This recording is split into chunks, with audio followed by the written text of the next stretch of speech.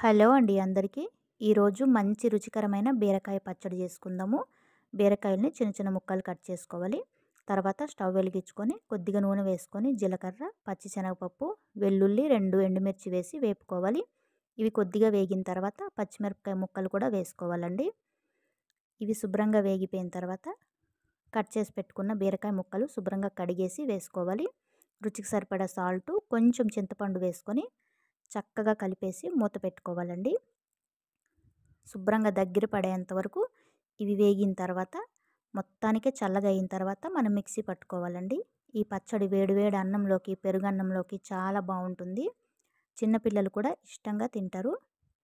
ఇలా మొత్తం చల్లగా అయిన తర్వాత మిక్సీ జార్లో వేసుకొని మెత్తగా మిక్సీ పట్టుకోవాలి.